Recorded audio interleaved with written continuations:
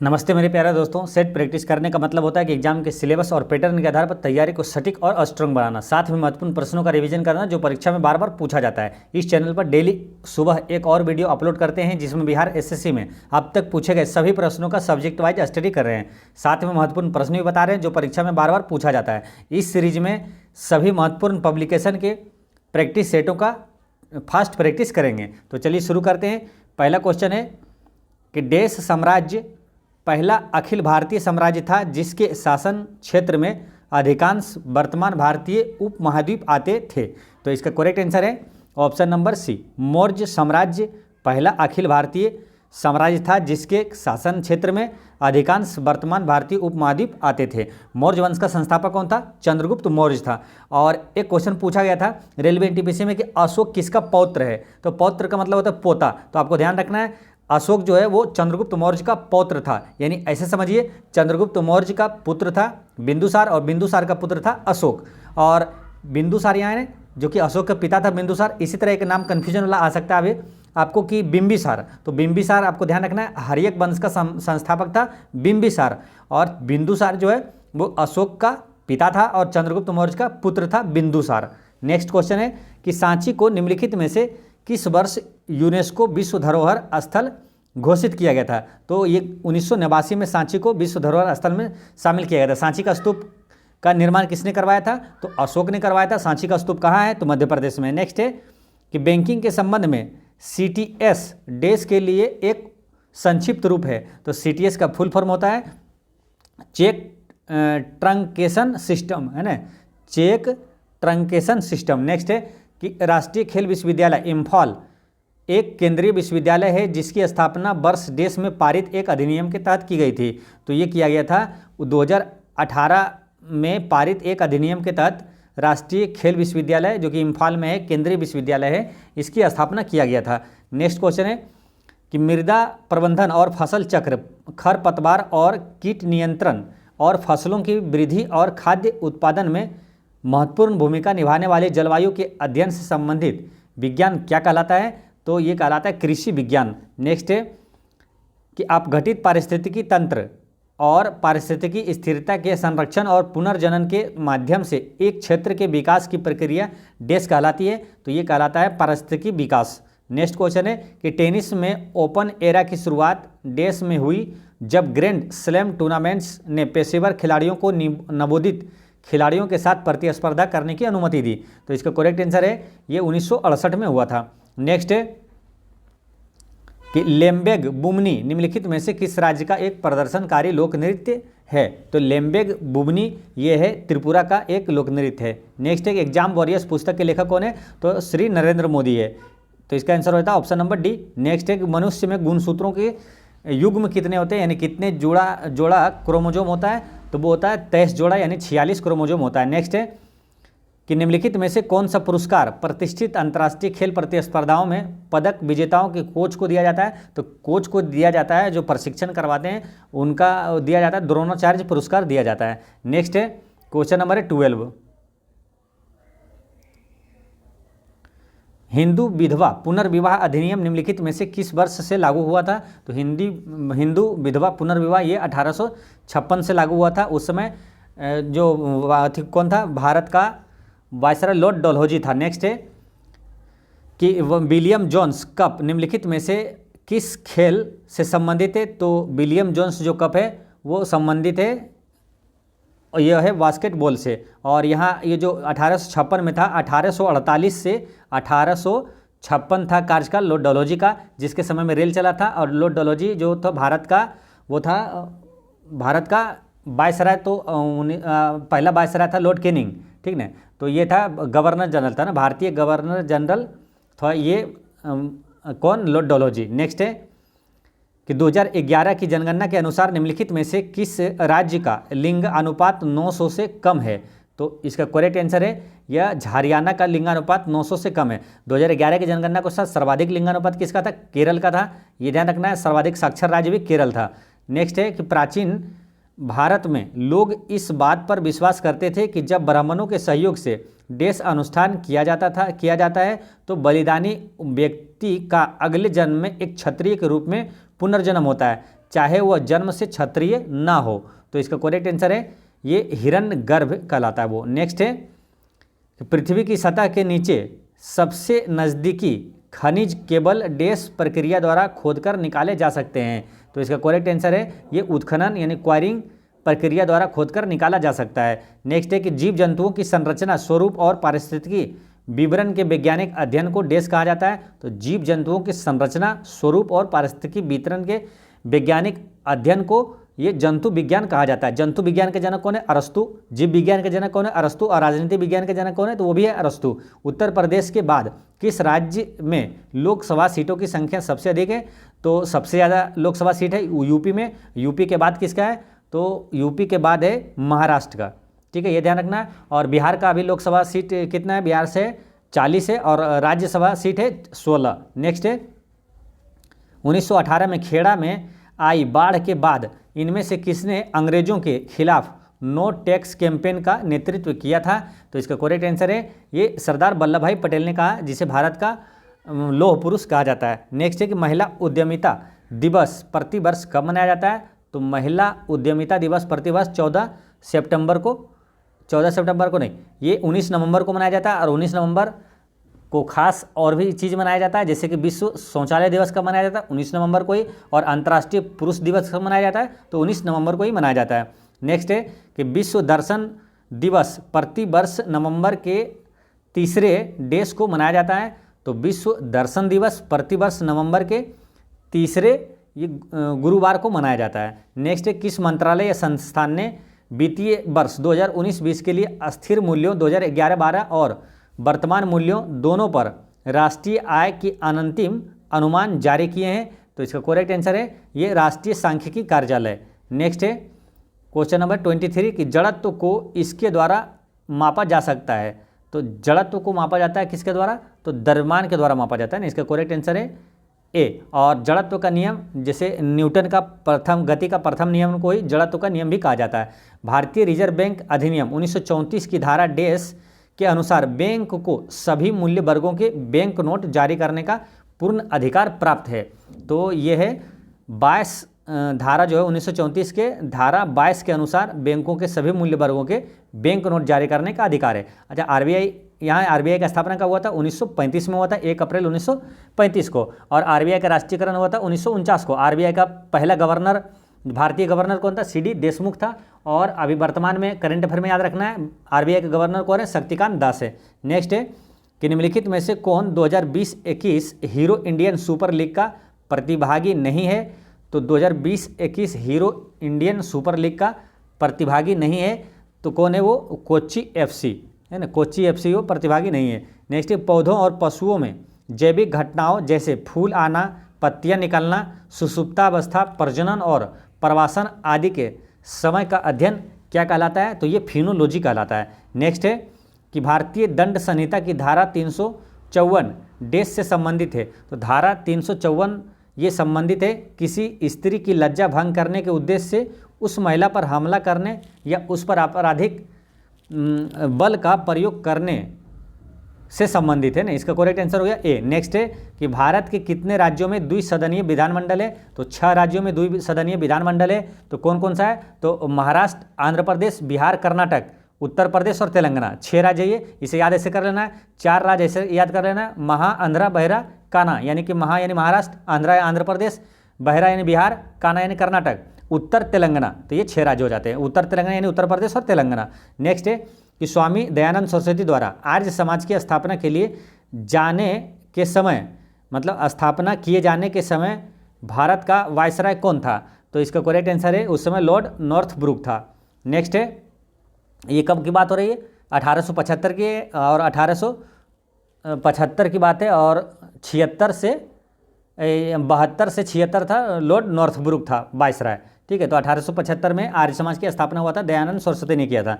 Next है कि निम्नलिखित में से कौन सा भारत का पहला स्वदेश विकसित टीका है जिसे सीरम इंस्टीट्यूट ऑफ इंडिया ने bill and Melinda Gates foundation और पाथ के सहयोग से विकसित किया गया है? तो इसका करेक्ट आंसर है ये एंथ्रेक्स जो है ये, मतलब निम्नलिखित में से कौन सा भारत का पहला स्वदेश विकसित टीका है? तो एंथ्रेक्स है, जिसे सीरम इंस्टीट्यूट ऑफ इंडिया ने bill and Melinda Gates foundation और पाथ के सहयोग से विकसित किया गया है। नेक्स्ट है कि निम्नलिखित में से कौन सा बांध स्वर्ण रेखा नदी पर बनाया गया है? तो स्वर्ण रेखा नदी पर बनाया गया है ये बांध है कौन सा? चांडिल बांध है। 19वीं शताब्दी के एक महान समाज सुधारक नारायण गुरु का जन्म देश राज्य में हुआ था? तो नारायण गुरु का जन्म हुआ था ये केरल में हुआ था। नेक्स्ट है कि उड़ीसा राज्य का धेनका का एक लोकप्रिय देश वाद्य यंत्र है? तो धेनका जो है ये एक लोकप्रिय वादक कौन है धेनका का? तो ये है आशुतोष, ये है इसका आंसर हो जाएगा कोर्डोफोन, है ना, ये कोर्डोफोन है ना। उड़ीसा राज्य का धेनका एक लोकप्रिय कोर्डोफोन वाद्य यंत्र है। मौन मुस्कान की मार नामक पुस्तक के लेखक कौन है? तो मौन मुस्कान की मार का नामक पुस्तक का लेखक है आशुतोष राणा। इसका करेक्ट आंसर हो गया डी। नेक्स्ट है कि निम्नलिखित में से कौन भारत का एक गोला फेंक खिलाड़ी है? तो गोला फेंक खिलाड़ी है तेजिंदर पाल सिंह तूर। नेक्स्ट है कि ब्रेन फिंगर प्रिंटिंग के बारे में इनमें से कौन सा कथन सही नहीं है?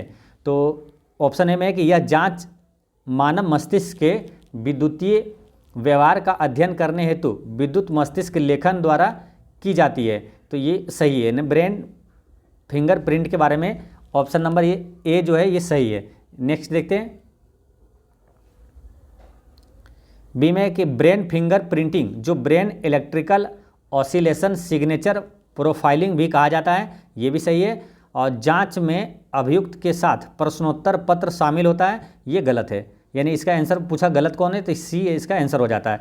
चौथा में दिया था कि जांच के दौरान पाई जानकारी या सामग्री को साक्ष्य का हिस्सा बनाया जा सकता है, ये भी सही है। नेक्स्ट है कि निम्नलिखित में से कौन सी भारतीय मलिन बस्ती विश्व की सबसे बड़ी मलिन बस्तियों यानी कि झोपड़पट्टियों में से एक है? यानी विश्व की सबसे बड़ी झोपड़पट्टी में से एक है, वो है धारावी झोपड़पट्टी। ये धारावी झुग्गी झोपड़ी वाला है, ये धारावी कहाँ है? मुंबई में है। नेक्स्ट है कि कृषि की एक उपशाखा को क्या कहा जाता है? जो बागानी फसलों सामान्यतः फल सब्जियों और सजावटी पौधों से संबंधित है, तो इसे बागवानी कहा जाता है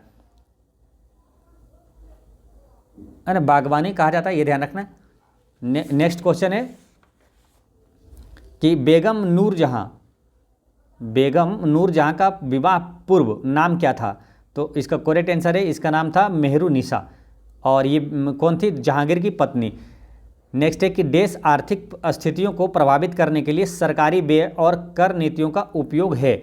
तो ये जो राजकोषीय नीति है, तो राजकोषीय नीति आर्थिक स्थितियों को प्रभावित करने के लिए सरकारी व्यय और कर नीतियों का उपयोग है। नेक्स्ट है कि निम्न में से कौन सी कला शैली पुरुषों द्वारा प्रदर्शित की जाती है जिसमें उनका शरीर राम रस से सना रहता है और वे साधारणतः पीले रंग के परिधान पहनकर गाते हुए करताल के साथ नृत्य करते हैं? तो ये है चैती नृत्य, ठीक है। ये मतलब चैती कौन सी शैली है? तो चैती कला शैली है जो पुरुषों द्वारा प्रदर्शित की जाती है, और उसमें क्या है? उनका शरीर राम रस से सना होता है और वे साधारणतः पीले रंग के परिधान पहनकर गाते हुए करताल के साथ नृत्य करते हैं। नेक्स्ट है S&P ग्लोबल रेटिंग्स के अनुसार FY24 के लिए भारत की अनुमानित GDP वृद्धि दर क्या है? तो ये जो S&P ग्लोबल रेटिंग के अनुसार FY24 के लिए भारत की अनुमानित GDP दर है वो 6% है। 2021 में तमिलनाडु के नए मुख्यमंत्री कौन बने? तो तमिलनाडु के वर्तमान मुख्यमंत्री भी यही है, ये MK स्टालिन। नेक्स्ट है कि भारत और अमेरिका की वायुसेना 10 से 11 अप्रैल 2023 तक किस राज्य में कोप इंडिया अभ्यास करेगी? तो ये करेगी कहाँ?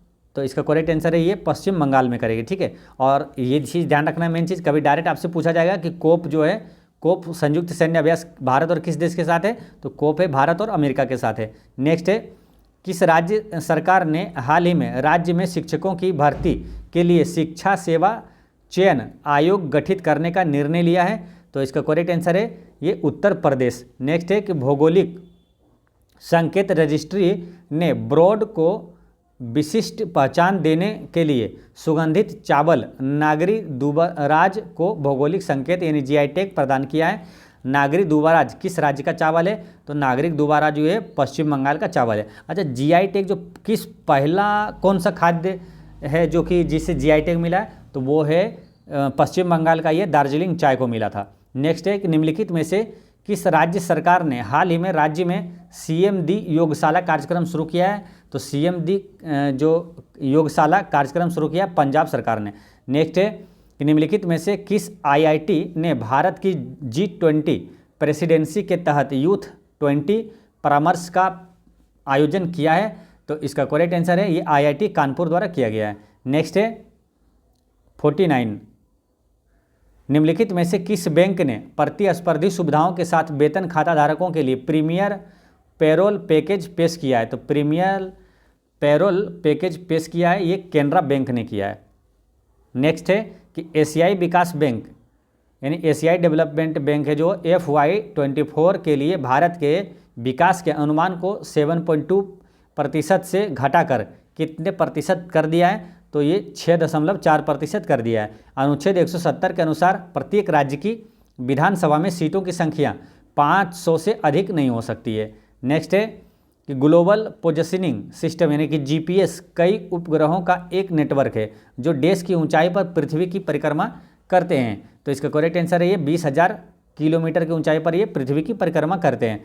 नेक्स्ट है कि परमाणु ऊर्जा विभाग की इकाई Raja Ramanna centre for advance technology ये कहाँ स्थित है? तो ये है इंदौर में, है ना। इसका करेक्ट आंसर रहता है इंदौर, है ना। Raja Ramanna centre for advance technology कहाँ स्थित है? तो ये इंदौर में। नेक्स्ट है कि इनमें से कौन सा मानव रक्त में नहीं पाया जाता है? तो ये जो ल्यूकोसाइट है ये पाया जाता है, लिम्फोसाइट मोनोसाइट ये पाया जाता है, ये जो है कॉन्ड्रोसाइट ये नहीं पाया जाता है। इसका आंसर होता है बी। नेक्स्ट है कि पानी की कमी के कारण कोशिका के संकुचित होकर कोशिका भित्ति से अलग होने की प्रक्रिया को क्या कहा जाता है? तो ये कहा जाता है प्लाज्मोलिसिस कहा जाता है। नेक्स्ट है कि केंद्रीय प्रदूषण नियंत्रण बोर्ड द्वारा रात्रि के दौरान आवासीय क्षेत्रों के लिए प्रस्तावित मानक शोर स्तर कितना है? तो ये 45 डेसिबल है। और WHO द्वारा भी मानक शोर स्तर जो कि मानव के लिए सुरक्षित और कर्णप्रिय वो कितना बताया गया? तो 45 डेसिबल ही बताया गया। डेसिबल यानी कि ध्वनि मापने की इकाई क्या है? तो वो है डेसिबल। ध्वनि की गति सबसे अधिक किसमें होता है? ठोस में, उसके बाद द्रव में, उससे कम होता है गैस में। नेक्स्ट क्वेश्चन है कि द्रव्यमान और आधार के अमोनिया में नाइट्रोजन और हाइड्रोजन का अनुपात ज्ञात कीजिए। तो इसका करेक्ट आंसर है ऑप्शन नंबर बी 14:3। पहली पीढ़ी की कंप्यूटर प्रणालियां किस पर आधारित थी? तो ये वैक्यूम ट्यूब पर आधारित थी, ठीक है। और दूसरी पीढ़ी के कंप्यूटर किस पर आधारित है? तो वो ट्रांजिस्टर पर आधारित है, ट्रांजिस्टर पर आधारित। नेक्स्ट क्वेश्चन है किस संस्थान को परमाणु एवं त्वरक प्रौद्योगिकी पर आधारित अनुसंधानों के क्षेत्र में शामिल संस्थानों की जननी माना जाता है? तो इसका करेक्ट आंसर है भाभा परमाणु अनुसंधान केंद्र। नेक्स्ट है कि निम्नलिखित में से कौन सा पर्वतीय दर्रा भारत, चीन और म्यांमार की त्रिसंधि का निर्माण करता है? तो इसका करेक्ट आंसर है ये दीफू दर्रा, ठीक। और दीफू दर्रा कहाँ है? अरुणाचल प्रदेश में। नेक्स्ट है किस भूकंपीय तरंगों में अनुप्रस्थ विस्थापन शामिल होता है? तो ये भूकंपीय तरंगों में अनुप्रस्थ विस्थापन ये शामिल होता है एस तरंगे में, एस तरंगे में शामिल होता है। नेक्स्ट है कि चंद्रमा पर कदम रखने वाले दूसरा व्यक्ति कौन था? तो दूसरा व्यक्ति था बज एल्ड्रिन। देखिए पहले क्या कई बार क्वेश्चन में पूछा गया था कि पहला व्यक्ति कौन था, लेकिन अब है ना दूसरा व्यक्ति पूछा जाने लगा। तो आपको याद रखना है दूसरा कौन रखने वाला था और तीसरा कौन रखने वाला था, ये तीनों याद रखना है ना। तो पहला कौन था? आर्मस्ट्रॉन्ग था ना, नील आर्मस्ट्रॉन्ग। दूसरा है बज एल्ड्रिन और तीसरा है कॉनरॉड यानी सी। और ये इसे ऐसे याद रख लेना ABC, और ये क्रम से भी है ना। जैसे कि पहला कदम रखने वाला आर्मस्ट्रॉन्ग, दूसरा बज एल्ड्रिन और तीसरा है कॉनरॉड। तो ABC ऐसे याद रख लेना, ABC ये तीनों लगातार। नेक्स्ट है 63 में है कि कंप्यूटरों में डिलीट की गई फाइलें ये डैश में चले जाती है, किसमें? रिसाइकिल बिन में चले जाती है। भारतीय योजना आयोग का गठन किस वर्ष किया गया था? तो 1950 में किया गया। अब भारतीय योजना आयोग के स्थान पर क्या आ गया? नीति आयोग आ गया। नीति आयोग का गठन कब किया गया? 1 जनवरी 2015 को। नेक्स्ट है कि निम्नलिखित में से कौन सा पादप हार्मोन वृद्धि को रोकता है और पत्तियों के मुरझाने के लिए जिम्मेदार है? तो ये है एब्सिसिक एसिड। ये क्या है? पौधों को पादप हार्मोन ऐसा है जो कि वृद्धि को रोकता है, और एक हार्मोन है जो कि वृद्धि करता है, यानी कि पादप में वृद्धि कौन करता है? तो वो है ऑक्सिन हार्मोन, ठीक है। और एक तने में वृद्धि कौन करता है? तो पौधे के तने में विकास में मदद करता है जिब्रेलिन हार्मोन। तो ये तीनों याद रखना है। देखिए पादप में वृद्धि हार्मोन कौन सा होता है, तो ऑक्सिन होता है। वृद्धि रोकता है कौन है, एब्सिसिक एसिड। और तने के बारे में डायरेक्ट पूछे तो तने में मदद करता है ये जिब्रेलिन हार्मोन भी मदद करता है। नेक्स्ट है कि प्रकाश वर्ष नामक इकाई उपयोग देश के मापन के लिए किया जाता है। प्रकाश वर्ष दूरी मापने की इकाई है और दूरी मापने की सबसे बड़ी इकाई कौन सा है, तो वह है पारसेक। नेक्स्ट है कि निम्नलिखित में से कौन सा पादप हार्मोन पौधे के तने के विकास में मदद करता है, तो वह है जिब्रेलिन हार्मोन। नेक्स्ट है इनमें से किसे आधुनिक आनुवांशिक जनक का पिता के रूप में जाना जाता है, जनक के रूप में जाना जाता है, ग्रेगरी मेंडल है। ठीक है। अच्छा, आनुवांशिकी के प्रयोग में मेंडल ने किस पौधे का प्रयोग किया था, तो मटर के पौधे का प्रयोग किया गया था। नेक्स्ट है कि स्थानीय प्रजातियां पौधों और जानवरों की वे प्रजातियां हैं जो केवल एक विशेष क्षेत्र में पाई जाती है। तो इसका करेक्ट आंसर होता है ऑप्शन नंबर बी। नेक्स्ट है कि मत्स्य वर्ग पूर्ण रूप से जलीय जंतु है, निम्नलिखित विकल्पों में से कौन सी उनकी एक विशेषता नहीं है, तो इसका करेक्ट आंसर है ये उष्ण रक्त वाले जीव होते हैं, ये गलत है। ठीक है। बाकी जैसे उनकी त्वचा सल्कों से ढकी होती है, मछलियों के बारे में ये सही है, मत्स्य मतलब मछली। और उनके हृदयों में केवल 2 प्रकोष्ठक होते हैं, ये सही है। वे अपने गलफड़ों का उपयोग करके पानी में घुलित ऑक्सीजन प्राप्त करते हैं, ये भी सही है। नेक्स्ट है कि हिंदू कुश पर्वत की सबसे ऊंची चोटी कौन सा है, तो हिंदू कुश पर्वत की सबसे ऊंची चोटी है तिरिच मीर चोटी है। नेक्स्ट है कि उद्यम अभिलाषा कार्यक्रम किस संस्थान द्वारा शुरू किया गया था, तो उद्यम अभिलाषा कार्यक्रम ये शुरू किया गया था सिडबी के द्वारा। नेक्स्ट है निम्नलिखित में से कौन सा युग्म सुमेलित है, जैसे खजुराहो मंदिर ये कहाँ मध्य प्रदेश में, तो ये सुमेलित नहीं है। पूछा कौन सुमेलित है, ये मध्य प्रदेश में है, तो ये गलत हो जाता है। तिजारा मंदिर कहाँ है, तो तिजारा मंदिर ये राजस्थान में है, ये सही है ना। इसका आंसर होता है बी। और वेंकटेश्वर मंदिर कहाँ, ये आंध्र प्रदेश में है। और लिंगराज मंदिर कहाँ, ये उड़ीसा में है। नेक्स्ट है कि मानव जाति के आनुवांशिक मूल कहाँ मौजूद है, तो आनुवांशिक मूल मानव जाति कहाँ मौजूद है, तो अफ्रीका में है। खुर वाले जानवरों के आमाशय का सबसे बड़ा हिस्सा कौन सा होता है, तो ये होता है रूमेन। नेक्स्ट है 76 भारत सरकार द्वारा शुरू किए गए कुसुम कार्यक्रम का उद्देश्य क्या है, तो कुसुम कार्यक्रम का उद्देश्य है ये सौर ऊर्जा क्षमताओं का उपयोग करके किसानों को वित्तीय सुरक्षा प्रदान करना। नेक्स्ट एक निम्नलिखित में से किसे भारतीय संविधान में मौलिक अधिकारों के रूप में सूचीबद्ध नहीं किया गया है, तो पूछा कि इसमें से कौन सा मौलिक अधिकार नहीं है, तो ये समानता का अधिकार मौलिक अधिकार है, स्वतंत्रता का अधिकार है ये भी है, और सांस्कृतिक एवं शिक्षा संबंधी अधिकार ये भी मौलिक अधिकार है, संभाषण का अधिकार ये मौलिक अधिकार नहीं है। नेक्स्ट है कि रामनाथ कोविंद भारत के कितवें राष्ट्रपति हैं, तो वो रामनाथ कोविंद 14वें राष्ट्रपति थे। ठीक है। और वर्तमान में जो हैं द्रौपदी मुर्मू ये भारत के कितवें राष्ट्रपति हैं, तो ये 15वें राष्ट्रपति हैं। और द्रौपदी मुर्मू से क्वेश्चन ये याद रखना है कि भारत की पहली महिला आदिवासी राष्ट्रपति बनी है द्रौपदी मुर्मू। नेक्स्ट है कि महात्मा गांधी को महात्मा की उपाधि किसने दिया था, तो मोहनदास करमचंद गांधी को महात्मा की उपाधि दिया था रविंद्रनाथ टैगोर ने, और रविंद्रनाथ टैगोर को फिर एक उपाधि दिया था गांधी जी ने भी। तो यानी कि क्वेश्चन ऐसे आ जाता है कि रविंद्रनाथ टैगोर को गुरुदेव की उपाधि किसने दिया था, तो गांधी जी ने ही दिया था। तो ये आपको ध्यान रखना है। नेक्स्ट है ग्रीन रेल कॉरिडोर यानी कि तमिलनाडु में शुरू हुआ था के संबंध में इनमें से कौन सा कथन सही नहीं है, तो इसमें से कौन सा कथन सही नहीं है। ग्रीन रेल कॉरिडोर की लंबाई 114 किलोमीटर था, ये सही है। यह भारत का पहला ग्रीन रेल कॉरिडोर है, ये भी सही है। ग्रीन रेल कॉरिडोर के तहत आने वाली रेलगाड़ियां बायो टॉयलेट से लैस है, ये भी सही है। और इसका उद्घाटन श्री नरेंद्र मोदी जी के द्वारा किया गया था, ये गलत है, क्योंकि इनका उद्घाटन उस समय के तत्कालीन रेल मंत्री थे सुरेश प्रभु, उन्होंने ही इनका उद्घाटन किए थे। अभी वर्तमान में रेल मंत्री कौन है, तो ये है अश्विनी वैष्णव। नेक्स्ट है भारत के राष्ट्रीय ध्वज का डिजाइन किसने तैयार किया था, तो राष्ट्रीय ध्वज का डिजाइन तैयार किया था पिंगली वेंकैया। राष्ट्रीय ध्वज का जो है वो रेशियो कितना है, लंबाई चौड़ाई 3:2 है। और राष्ट्रीय ध्वज में कितनी तीलियाँ हैं, तो वो है 24 तीलियाँ हैं, ये पूछा जाता है। और एक क्वेश्चन आता है ये कि राष्ट्रीय ध्वज को मतलब कि तिरंगा को राष्ट्रीय ध्वज के रूप में कब अपनाया गया, तो 22 जुलाई 1947 को। राष्ट्रीय ध्वज यानी तिरंगा को विदेशी धरती पर फहराने वाला पहला कौन था, तो वो था मैडम भिखाजी कामा, जो कि जर्मनी के स्टुटगार्ट में फहराया था। नेक्स्ट है निम्नलिखित में से कौन सा राष्ट्र द्वितीय विश्व युद्ध में मित्र राष्ट्रों के समूह का सदस्य था?